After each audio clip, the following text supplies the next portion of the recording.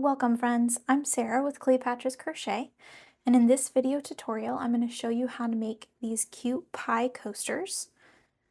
If you change the filling color, you can make blueberry, cherry, mixed berry, or peach. I also have a larger version of this pattern that I use as a pot holder. So whether you prefer to make this larger version, or if you'd like to work off of a PDF instead of following a video, I have that available for you in the link down in the description.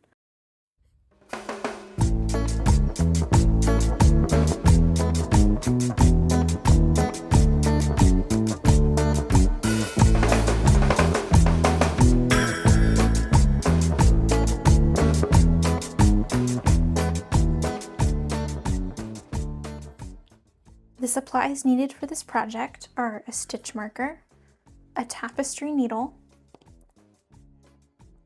a 4.5mm crochet hook, and scissors. You'll also need 2 different colors of yarn, a brown color for the crust, and then a filling color. I'm using a deep purple today because I'm going to make the mixed berry pie version. And this is Lion Brand's 24/7 cotton, which is a medium weight 4, and it's a 100% mercerized cotton yarn. It's important to use cotton yarn because synthetic fibers can melt when they're exposed to heat. So if you're going to make the bigger version, like this pot holder, in order to make it functional, do not use synthetic yarn. Additionally, these pot holders are double layered thick to protect your hands against heat. For the coasters, the cotton yarn has the ability to absorb water a lot better than any synthetic yarn will, so I also recommend using cotton yarn for a coaster. We're going to begin with the brown yarn, making the back half of the coaster. Then you'll follow the pattern a second time, making the exact same thing, but you'll start with your filling color, you'll have a color transition, and then you'll end with more of the brown. So we're going to start with 6 single crochet in a magic ring.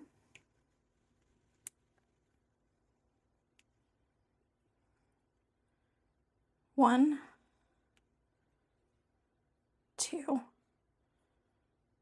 3, 4,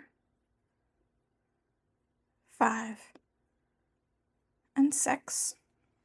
I put my crochet hook into the first stitch of the magic ring, and it just helps later on after it's been tightened.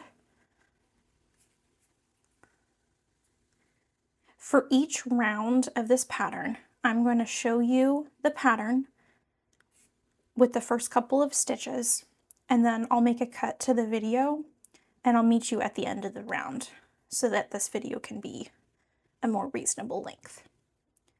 So there's my 6 single crochet in a magic ring. I'm going to close the round with a slip stitch and chain 1. And now we're ready for round 2. The pattern for round 2 is just 6 increased stitches, which will give us a total of 12 stitches in the round. An increased stitch is just 2 single crochets worked into the same stitch. And I'm going to start using a stitch marker so that I can mark where each round begins. This is the end of round 2. Once again, we're making a slip stitch and a chain 1 to transition between the rounds. And I'm just making that first single crochet so I can put the stitch marker right back on. The pattern for round 2 is a single crochet and then an increase, repeated 6 times for a total of 18 stitches. So I've done 2 single crochets. I'm going to turn that second single crochet into an increase, and I'm going to keep repeating this 5 more times until I get to the end of the round. This is the end of round 3. So we're going to make that transition again with a slip stitch and chain 1 right into a single crochet to replace the stitch marker. The pattern for round 4 is 2 single crochet followed by an increase, once again repeated 6 times, and that'll give us a total of 24 stitches. So I've just done 2 single crochet and then an increase. Repeat that 5 more times and I'll meet you at the end of round 4. We're finishing round 4. Slip stitch, chain 1, and beginning round 5 with a single crochet. The pattern for round 5 is 3 single crochet followed by an increase, once again repeated 6 times. This is our first single crochet, 2 and 3, followed by the increase, 1 and 2, and now repeat that 5 more times. We have reached the end of round 5. We're going to do the slip stitch and chain 1 to close the round again. The pattern for round 6 has a shift in it. The reason for that, you can see this is starting to form into a hexagon. You're starting to get a point where each of the increases have happened in the round. I prefer more of a perfect circle for my work, so I've shifted the pattern in this round. Make 2 single crochets, then an increase, followed by 2 more single crochets. This is my increase. That's 2 more single crochets, 1 and 2. For round 6, repeated 5 more times. And if you'll notice, 2 plus 2 equals 4. So I've done 2 single crochets, and now I can just count to 4. 3, 4. Now my increase. And then count again, 4. 1, 2, 3, and 4. And this just means that you're going to end your round with 2 single crochets instead of an increase. As I was saying, I'm at the end of the round and I finished my last increase stitch and I have 2 more single crochet stitches to do. That's how I know that I've completed the sequence correctly. You can also count the number of stitches that you have in the round. For row 6, there should be a total of 36 stitches. I'm making the slip stitch and chain 1 and first single crochet of round 7. The pattern for round 7 is 5 single crochet followed by an increase, repeated 6 times. This is my first single crochet, 2, 3, 4, 5. This is the increase, first and second. Repeat that 5 more times and I'll meet you at the end of round 7. I'm at the end of round 7 and you'll notice that I've changed colors. You'll still be working in the brown yarn if this is your first time through, so continue following all of my instructions that I'm about to show you until you reach the end of the first time through the pattern and you'll have something like this, which is the back piece of your coaster. So you can see the back piece and then the front, which has the filling color and it has the lattice detailing. I want to show you the color transition, which happens between round 7 and round 8. So I've gone ahead and I've switched colors to the second half of the coaster. I've completed round 7. I have not done the slip stitch or chain 1. I've gone ahead and cut my yarn and I'm going to pick up the brown yarn again. I'm not making a slip knot or anything. I'm just going to start working with this brown yarn to perform the slip stitch and chain 1 that closes round 7.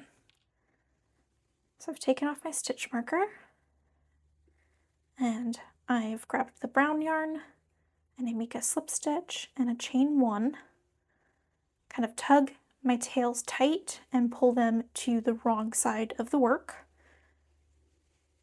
Make your first single crochet and go ahead and put that stitch marker back on, like so. All right, the pattern for round 8 is 3 single crochet, an increase, and then 3 single crochet. All of this repeated 6 times. This is my first single crochet, 2 and 3. I'm going to make an increase, first and second, and then 3 single crochet, 1, 2, and 3. And now, since you've done your first increase, you can go ahead and start counting to 6. Like the previous round 6, you'll just end with single crochets instead of an increase because the row has been shifted halfway. So I've made 3 single crochets. I'm going to start counting to 6 between my increases, and I'll meet you at the end of the round. I'm at the end of round 8. I made my final increase right here, and then I have 3 more single crochets to end the round. I can also check to make sure my work is correct. There should be 48 stitches at the end of round 8. For round 9, I'm going to go ahead and slip stitch. This time, however, I don't want you to chain 1 like we normally do. Make a slip stitch, but don't chain. The pattern for round 9 is to skip a stitch, make 5 half double crochets into the same stitch, skip another stitch, and then make a slip stitch. So let me show you that. This is my slip stitch. I'm going to skip this stitch right here, and I'm going to go into this stitch with a half double crochet. There's my half double crochet. Now I'm going to make 4 more half double crochets going into that same stitch. So 1, 2, 3, 4, and 5 total. Now I'm going to skip the next stitch, and I'm going to make a slip stitch in the chain in the stitch after. And you can see that the scallop is forming. At the end of this round, you're going to have 12 scallops total, but let me show you another one in case you've never done this type of pattern before. So that was my slip stitch. I'm going to skip the stitch after, and I'm going to make a half double crochet into this one. 1, 2, 3, 4, and 5. Skip a stitch, make a slip stitch in the one after. Skip a stitch, make 5 half double crochets. 1, 2, 3, 4, and 5. Okay, now finish the round and I'll meet you at the end. I've reached the end of round 9, and I'm going to end with a final slip stitch into the slip stitch that I began the round with. And now this next part is important. Do not cut your yarn. Take your hook out and just put a stitch marker on it, because once you've gone ahead and done the surface crochet detailing for the lattice, you're going to take the 2 halves of your coaster, face them back to back or wrong side to wrong side, and you're going to crochet around the edge of both of them to assemble it together. To make the lattice detail, you need to cut yourself a length of yarn. I have about 2 feet, a little bit over. And we're going to begin by making the lines directly across the center. So this line here, and then this line here. So I'm going to start going into the brown yarn, and I'm not making a slip knot or anything. I'm just going to begin working with the yarn. So I've pulled up a loop. I'll go back and tie these tails later on, but for now I'm just going to keep working. And I want to go in a line directly across the center. So I'm aiming for the magic ring of round 1.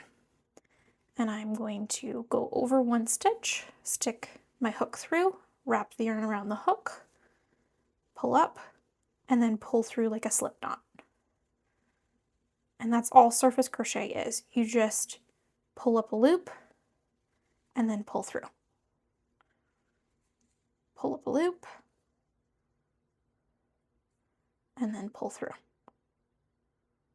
So I'm going to go ahead and finish making the surface crochet for the center 2, making an X across our work. And then there's a trick that I want to show you for making the weaving detail, because on a pie you would go over and under. So you see this line here, it's been over and then under and then over. And so you don't have to work all of them at the same time. I'll show you a trick for just going under your work. The first 2 lattice lines of surface crochet are now complete. And I'm going to start adding the line that bisects the rest of this space here. And if you'll notice, this lattice is on top, which means that the one that I'm about to make needs to go underneath. So let me show you how I do that. Go into the brown, and I'm going to pull up a loop and surface crochet directly across. Now that I've reached the part where I need to go under, because if you keep surface crocheting, you're going to go over top of this line. And to keep the pattern going of the lattice weave going over and under, we need to go under here. So I'm going to remove my hook from the surface crochet. I'm going to slide it underneath the lattice line, pick up the loop again on my hook, and just pull it through. And then I'll keep working until the line is complete. I've gone ahead and started the next line of surface crochet, and I've reached the point where I need to decide for the lattice whether I'm going under or over. This line here is over top. This one here goes under. So that means that this one needs to go under as well. So I've removed my hook. I'm going to slide it between the filling color, in this case it's purple, and the lattice. And I'm going to pick up the loop and pull it underneath and through. Adjust my hook, and I'm going to keep surface crocheting until the line is complete. I've gone ahead and rotated my work, and we have 2 more lines of surface crochet to make. If we look at the pattern of the weave, this line is above. So when I start working here, I need to go under the first lattice, I need to go over the second, and then under the third. So I'm going to go ahead and do that, and I'll meet you at the end. We need to make one final lattice detail, and just like the line before it, we need to go under, over, and then under. So when I reach here, I'm going under. When I reach here, I'm just going to keep going straight over top. And then when I reach the third line, I'm going to go under again. Once those are complete, you need to flip over your work and tie these tails into knots together. And then I'll show you how to finish the coaster. Now that the surface crochet detail is done, I've gone ahead and tied all of my tails into double knots. This will secure them in place. You can also weave them into your work, but since they're going to be hidden, I'm not going to bother doing that. You'll need to take your two halves of your coaster and face the wrong sides of your work towards each other. Then go ahead and line up the scallops and remove your stitch marker, putting it back on your hook. I'm going to go ahead and do a chain 1 and turn my work over. The reason I'm doing this is because I want this edge to be facing me and this one to be on the back. To connect the two halves together, you're going to go ahead and push your hook through both pieces of your coaster. Then just keep working single crochets as if you're working through one. So I've lined up the two scallops. I'm now on my second stitch of the scallop, and I'm going to go through the second stitch as well. For each scallop, you need to work 5 single crochets, and then when you get to the end of it, you need to work a slip stitch like you did when you were making the scallop itself. So this is the end, and I'm going to go into this slip stitch from before and the slip stitch on the other half, and I'm going to work a slip stitch again, and that'll preserve the bump of each scallop. So I'm going to keep working my way around, one stitch for one stitch, making single crochets. And then when you get to the end of the scallop, just don't forget that you need to make a slip stitch instead of a single crochet. And I will meet you at the end and show you how to tie off your work. The two halves of my coaster have been attached together, and all I have left is a single slip stitch, which is going back into the slip stitch that we started with. And then I'm just going to cut a length of yarn, leaving enough of a tail that I can go ahead and weave it in and know that it won't come back out. So I'm just going to take my tapestry needle and weave in that tail, and then our coaster will be finished.